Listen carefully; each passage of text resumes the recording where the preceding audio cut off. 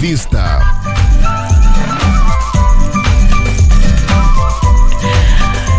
De volta com você então aqui na nossa programação, e claro que o agronegócio e a agricultura especialmente sempre em destaque também, né, aqui no nosso programa. E com imensa alegria a gente está recebendo ele, o presidente do Sindicato Patronal Rural aqui de São Miguel do Iguaçu, José Carlos Colombari, que há algum tempo, né, a gente não conseguia mais coincidir as agendas aí para estarmos debatendo assuntos desse segmento aqui no nosso programa, e hoje, felizmente, né, coincidiu a data aí, claro, assuntos importantes e relevantes, especialmente para o nosso ouvinte e para o agricultor. Bom dia, José Carlos Colombari, seja bem-vindo, tudo bem? Bom dia Lu, bom dia ao Luiz, aos ouvintes da Rádio Jornal, e um especial bom dia aos produtores aqui do nosso município de São Miguel e região, e os nossos associados do Sindicato Rural de São Miguel. E olha, foram aí os últimos dias, últimos meses, especialmente bastante corridos, né? Uma agenda bastante movimentada, diga-se de passagem. Inclusive, o José Carlos Colombari esteve recentemente, junto com o pessoal da federação, né? A FAEP, visitando Israel. Conta pra gente um pouquinho dessa viagem, qual foi a motivação principal, o objetivo que levou vocês a fazerem essa visita a um país tão distante. Foi uma visita técnica, foi em busca aí de novos conhecimentos, de novas tecnologias? Faça um resumo para nós dessa viagem.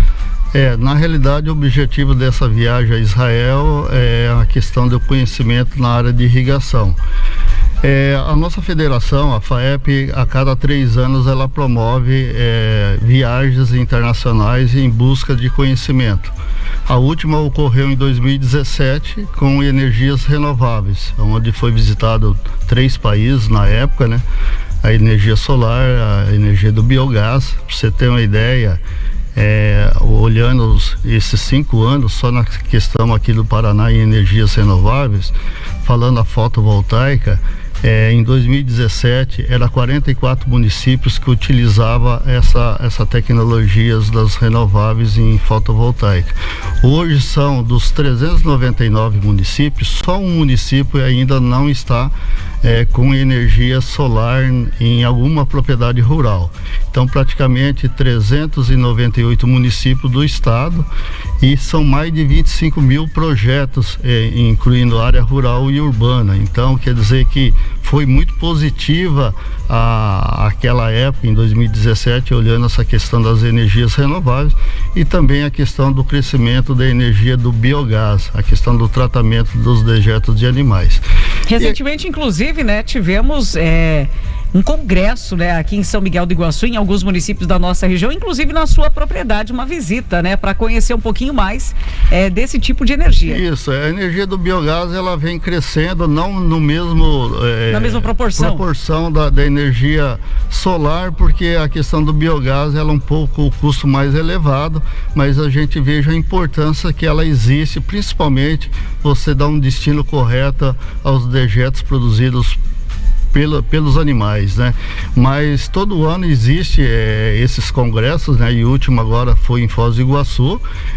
Aqui também a gente veja as entidades, principalmente o IDR aí promovendo junto com o estado do Paraná, e agora recentemente, terça-feira, agora foi lançado mais um programa do estado para construir 35 usinas aí na questão do uso do biogás, e também quando o biogás é tratado se torna um biometano que você pode usar na questão veicular.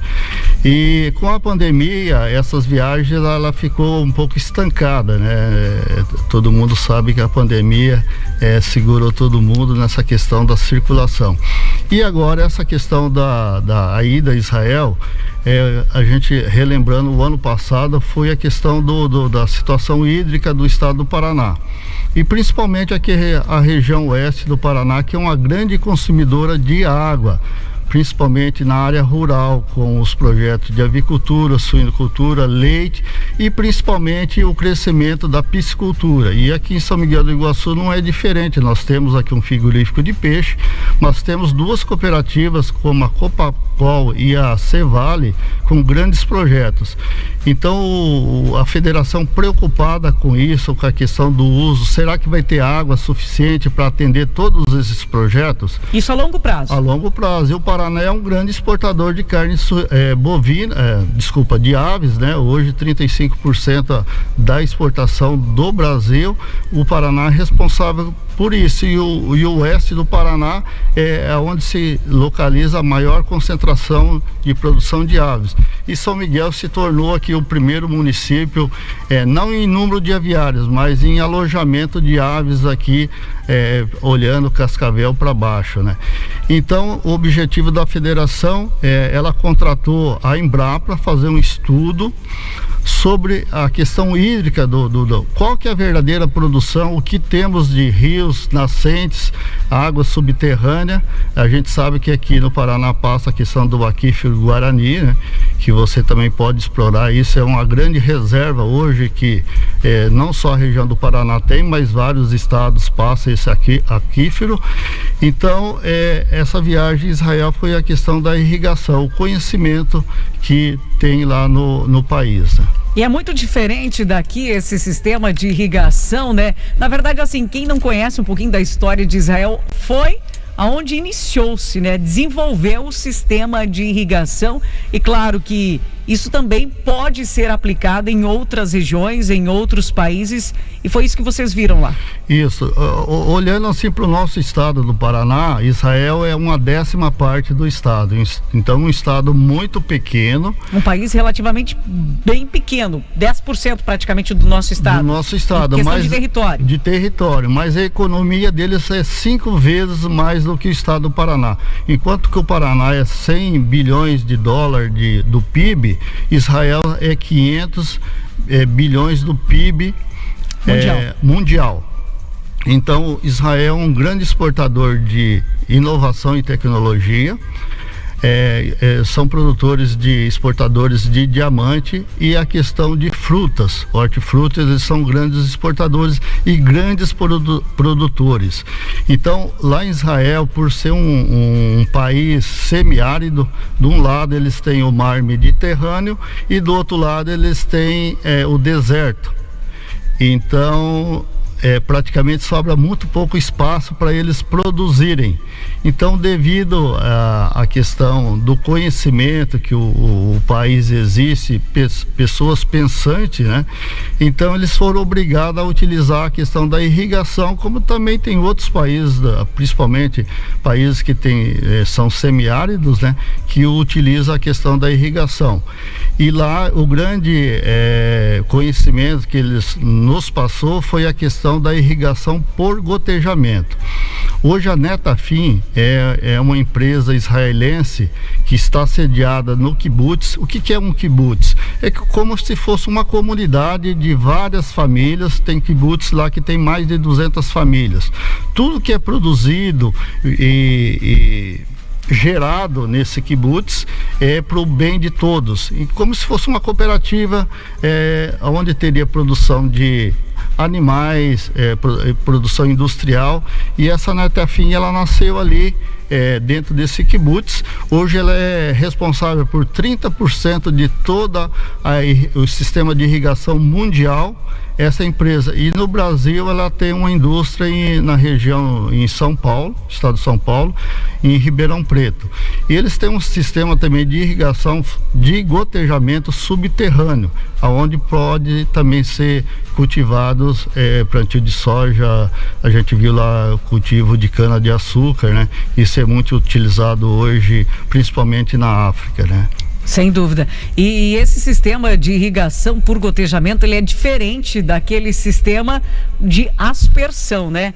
Gerando muito mais economia, digamos assim, do recurso, né, da matéria-prima em si. Porque Israel hoje, 90% da água utilizada para irrigação é o sistema de tratamento de esgoto, onde faz esse tratamento. Eles mandam, como o território deles a distância é 500 metros de 500 quilômetros de extensão, eles mandam para o deserto, onde é um grande reservatório, e depois essa água retorna novamente para o sistema de irrigação. Eles também têm a água subterrânea, que é uma água salobra, que também em algumas culturas dá para utilizar essa irrigação, essa água como irrigação. Não há desperdício de forma alguma. E a grande tecnologia deles é a utilização da água do mar. Como eles têm o mar Mediterrâneo, eles têm um sistema de salinização. Ou seja, retiram o sal da água para essa água ficar potável, tanto para consumo humano também como para irrigação. A única coisa que a gente também notou lá, que a terra é do estado. O produtor, para produzir lá, ele precisa fazer um arrendamento. Esse arrendamento é de 49 anos, né? E depois ele pode ser renovado. E toda a água utilizada também tem que ser pago. Enquanto que aqui nós temos águas aí, não pagamos. E isso não pagamos por quê?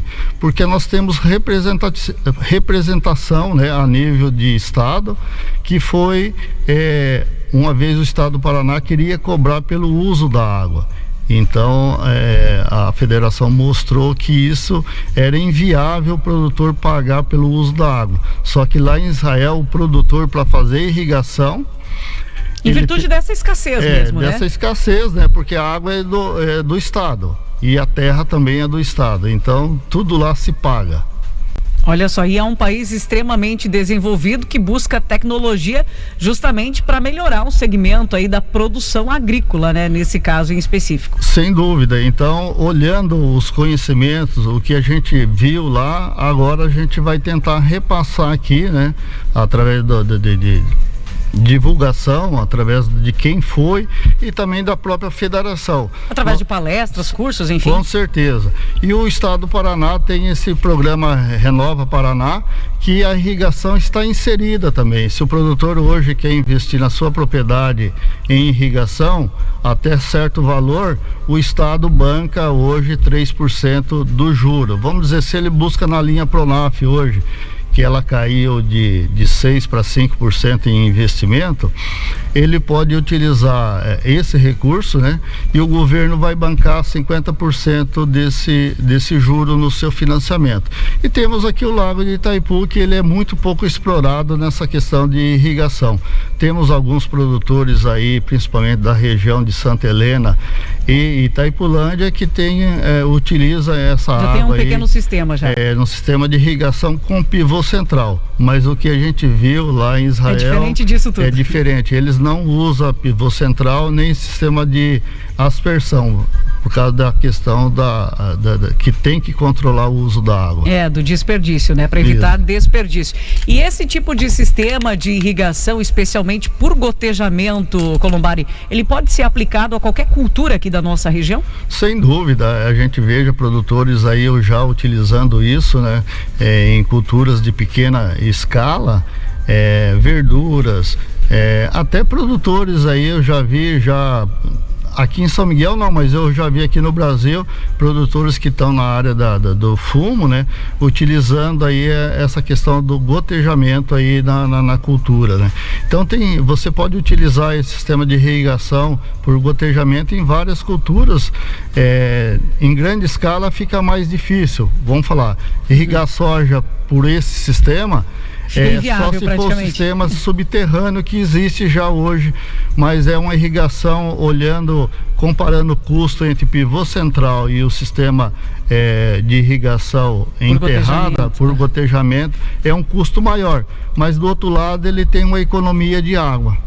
Perfeitamente. Olha só, um assunto bastante interessante e relevante aqui no nosso programa, especialmente, né, trazendo essas informações lá de Israel. Esse sistema de irrigação com certeza veio para ficar, para ser implementado em diversas culturas, e quem tiver interesse pode procurar, né, o IDR para mais informações, para ver realmente como é que funciona, o próprio sindicato também, né, que vocês vão orientar os produtores que tiverem interesse nesse tipo de tecnologia. Com certeza, nós estamos aí para dar informações daquilo que a gente viu lá, e se a gente também não tiver informação, a gente busca. Até deixar uma dica aqui, quem gosta de ver internet, hoje no YouTube, se você coloca lá irrigação de Israel, você vai ver vários exemplos, vários projetos como funciona na prática, né? Como que funciona na prática, né? Essa questão da irrigação por gotejamento. Olha, perfeito, um assunto bastante interessante. Agora, mudando de assunto, mas continuando nesse segmento aí produtivo, voltado para a agricultura, tivemos recentemente, nesta semana, inclusive, né, no dia 27, o governo federal fez o lançamento do Plano Safra 2023-2024, com um aporte bastante significativo, inclusive, para os produtores rurais, né, os agricultores, em torno aproximadamente aí de uns 400 bilhões de reais. O que nós tivemos neste ano, se fizermos um comparativo com os demais anos em relação ao Plano Safra? Foi bastante interessante, taxa de juros, como é que ficou isso do ponto de vista do agricultor e também do sindicato?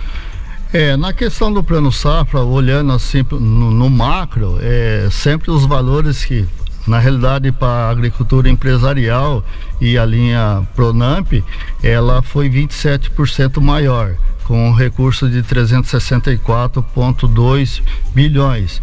E a agricultura familiar, ela cresceu 34% para 71,6 bilhões. Então, somando os dois aí, praticamente a gente veja mais de 430 bilhões de reais, né? Um valor significativo, mas muitas vezes esses recursos equalizados, eles são menores. Aí tem a questão dos recursos livres, que são juros mais altos. Hoje a taxa Selic a 13,75, quando você fala em juros livres, ele passa aí próximo a 20%, e muitas vezes, dependendo do que o produtor vai investir na linha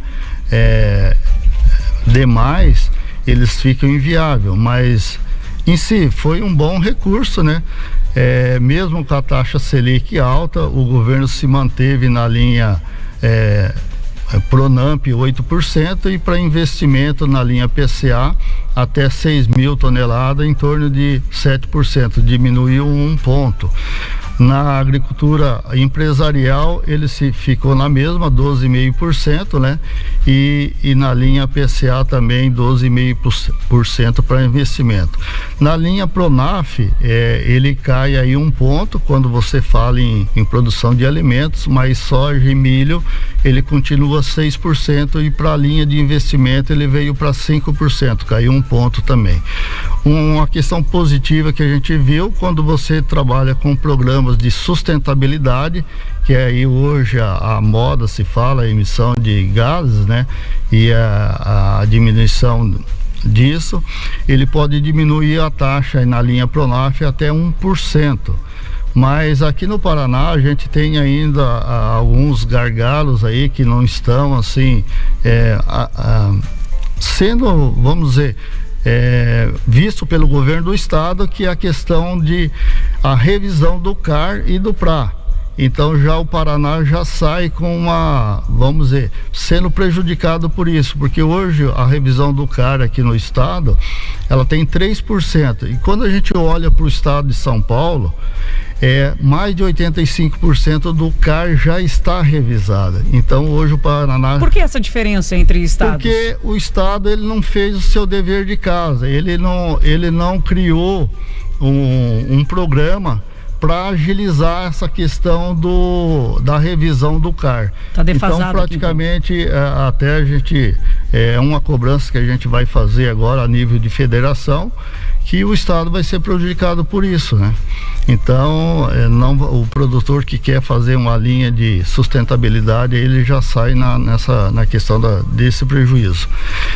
E novamente a gente veja que o governo federal ele dividiu a agricultura em 3 partes, né? Exatamente, cada segmento, inclusive com um valor, né, destinado, e também uma taxa de juros diferente. Isso. Então eu acho que a questão da agricultura familiar, ela se encaixa tanto na empresarial, na linha Pronamp, e também na linha de quem utiliza o Pronaf, né? Eu acho que é uma grande besteira do governo federal fazer isso, porque tem muitas propriedades, por exemplo, eu falo da minha propriedade, que é uma média propriedade dentro do município, e nós trabalhamos ali num regime familiar. Qual a propriedade hoje dentro do município de São Miguel que não trabalha no regime familiar, se ele for... Pouquíssimas. Então, eu acho que tudo é agricultura, independente do seu tamanho, né? Exatamente. Mas em si, outra coisa que a gente viu aí é a questão do seguro rural. Esse plano safra, ele não contemplou um valor maior, porque hoje a questão da subvenção, o que é uma subvenção? É a parte que o governo coloca para ajudar o produtor a hora que ele vai pagar o seu seguro rural. Hoje é a faixa de 1,2 bilhões de reais e ele não aportou um valor maior. Então, muitas vezes aí alguns produtores que demoram fazer o seu seguro rural, ele é prejudicado porque esse valor da subvenção, ele acaba sendo esgotado muito rápido, né? Perfeitamente. Em relação aos valores totais, aí mais ou menos 430 bilhões de reais destinados a esse plano safra, ele vem realmente para, digamos, abarcar toda a necessidade do agricultor, da agricultura neste momento no país? Olha, a gente sempre fala que mesmo um valor robusto dele, ele nunca é suficiente. Não, né? Contempla tudo ainda. Porque é a questão do valor aportado quando o governo coloca, né? Nas linhas onde ele coloca o recurso dele, esse valor é 50%. Mas eu acredito que é melhor um valor desse do que nada. Do que né? nada, exato. Sempre há dizem que o futuro que não vai ter mais valores para plano safra, né? Isso o governo quer incentivar as entidades financeiras para que isso ocorra. Mas eu acredito que sempre a questão de olhando para a pequena propriedade, para o pequeno produtor e também para o médio, que o governo sempre tem que pensar em ter um recurso suficiente com juros compatível, para que esse produtor continue na sua atividade. É um incentivo, né, para continuar no campo e produzindo. Com certeza. E olha, a gente está se aproximando também de mais uma colheita de milho, né? Eu gostaria que você desse uma pincelada aí nessa finalização de safra. O tempo está colaborando, a safra de milho está aí com grãos bonitos, não temos pelo menos previsão de geada até aí meados de julho agora, né? E como é que você está vendo a questão do preço? O preço que está judiando, né? Aproximadamente aí o que? R$45 a saca do milho hoje no mercado.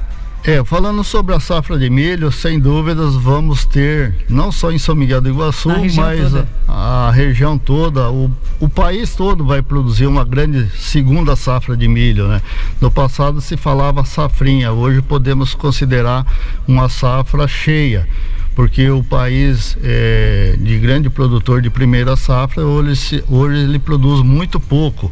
O Brasil deve produzir 133 milhões de toneladas de milho e a primeira safra é responsável aí por 25 a 27 milhões. Então, a segunda safra fica aí sendo a safra principal acima de 100 milhões de toneladas. O que acontece com os preços nesse momento? É que na realidade o ano passado tivemos uma excelente safra de milho e esse ano se repete, graças a Deus, né? Não tivemos uma safra cheia de soja no município. Sim. Alguns municípios aqui, beira-lago, foram prejudicados, mas em si o Paraná teve uma grande safra de soja. De soja também. Teve gente que colheu até 250 sacas de soja por alqueire, isso é histórico, né? Sim. Então, e a gente veja os preços internacionais bons, mas quando você olha aqui para o mercado interno, ele está muito, vamos dizer, defasado em relação ao que tinha o ano passado. Exato. Iniciou o ano passado com milho a R$80 e ele ficou flutuando entre 75 a R$80 até o início do ano. E agora a gente veja esses preços em queda, porque o Brasil hoje com essa excelente safra, a segunda safra aí, produzindo acima de 100, os preços se derretendo. Mas é uma questão porque o produtor tem feito poucos contratos, e esses poucos contratos que ele efetuou, isso fez com os grandes consumidores não fazerem estoques, né? Então, com isso, ele vendo uma grande safra, para que vou fazer estoque? Então, os preços têm caído assim numa velocidade muito rápida. Ninguém assim almejava que esses preços iam cair tão rápidos como ocorreu. E a tendência é continuar nessa queda? Olha, eu acho que, na minha opinião, agora saiu o relatório americano ontem de área plantada. Então, o relatório americano mostrou que uma diminuição aí de 3%, acima de 3% não, 3 mil hectares a menos, né? De plantação de milho? De plantação de soja. Ah, de soja. Então fez com que o soja subisse ontem mais de 80 pontos e plantou menos soja, então quer dizer que ele plantou mais milho. Então o mercado de milho ele foi negativo, então é mais oferta, apesar que o clima americano não está sendo bom na questão de falta de chuva, né?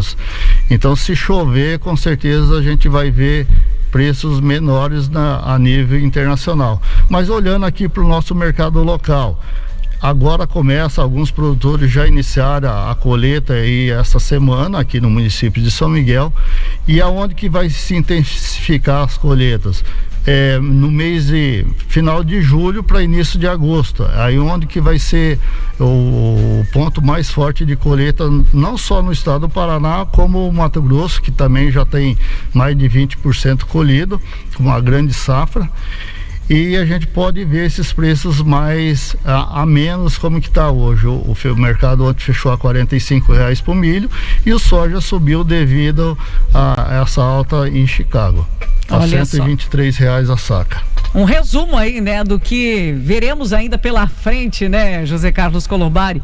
Mas claro que o agricultor nunca desanima, sempre na esperança, né, de dias melhores e de preços melhores, principalmente. É que na realidade a gente olha sempre pro retrovisor como produtor. O milho estava a R$80, vou vender a 70, como teve muitos contratos, né? A gente veja com preocupação é que o produtor fez essa safra de milho com custos altos. Fertilizante acima de 5, 6 mil reais a tonelada, sementes de milho, algumas variedades acima de R$1.000 a saca. Então esse custo da lavoura ficou muito alto, acima de 10 mil reais. Se você vê milho a 45 hoje, então mais colheita. Se o produtor aí colher 230, 250 sacos de milho e se ele tiver de pagar arrendamento ainda, a conta não fecha. Então nesse momento nem paga os custos, né? Nem paga os custos. Nesse momento é muito preocupante. Olha só, esse é o cenário aqui da nossa região, do mercado como um todo, né? Diversos assuntos abordados, teríamos mais assunto também para tratar aqui na nossa programação, mas vamos deixar para uma outra ocasião, outra oportunidade. Mais alguma colocação, José Carlos Colombari? Eu queria agradecer a sua presença, claro, né? Os assuntos abordados é muito importante, muito interessante, principalmente para o ouvinte da Rádio Jornal. Eu creio que mais de 80% deles vinculado de alguma forma ao agronegócio e à agricultura. Não, dizer que é o seguinte, a outra preocupação da safrinha agora é onde colocar toda essa produção, né? Mas eu acredito que uma preocupação boa. O duro é quando você tem preço e não tem produto para estocar, né? Então as cooperativas, as empresas locais, eles vão dar um jeitinho de receber toda essa produção. Quero dizer que nós como os produtores, né, mesmo quando o preço não está acessível, que a gente olha que é um bom preço para a gente plantar, mas o produtor não vai deixar de fazer a sua parte. Então, e quando fizer, que faça bem feito, utiliza os mecanismos de boas práticas de conservação, a questão do seguro rural, isso é muito importante, que ele proteger o seu negócio, né? E muitas vezes, quando o produtor olha o valor investido, ele tem que proteger o seu capital. Sem dúvida alguma. Obrigada mais uma vez pela sua participação aqui no nosso programa. Acho que de grande valia, bastante informação para todos nós. E até um próximo encontro. Eu que agradeço a você, Lu, a Rádio Jornal, a direção aqui, por esse espaço, né? Apesar que a gente aqui é patrocinadora no programa aí. Sim. Mas a gente agradece aí sempre esse espaço cedido ao Sindicato Rural de São Miguel do Iguaçu e desejar a todos um bom final de semana, chegando aí e o tempo mostra aí que vamos ter sol aí por mais uns 10 dias. Com certeza. Mais uma vez, muito obrigada. Olha, conversamos com José Carlos Colombari, presidente do Sindicato Patronal Rural aqui de São Miguel do Iguaçu. Esse conteúdo também vai ficar disponível para você lá no nosso site, no nosso canal no YouTube. 8h46. A rádio que contagia. Rádio Jornal. A sua melhor estação. Num mundo cheio de possibilidades, ser tratada como prioridade faz toda a diferença. E na Cressol é assim, tudo gira em torno do cooperado. Investimentos, cartões, seguros, consórcios, crédito, soluções financeiras pensadas para simplificar o meu e o seu dia a dia. Esteja com quem te coloca no centro das decisões. Escolha a Cressol. É simples. Vem junto. Fantástico! Fantástico Fecha Mês da Nacional. Oportunidade única para você comprar. Compre com 50% de desconto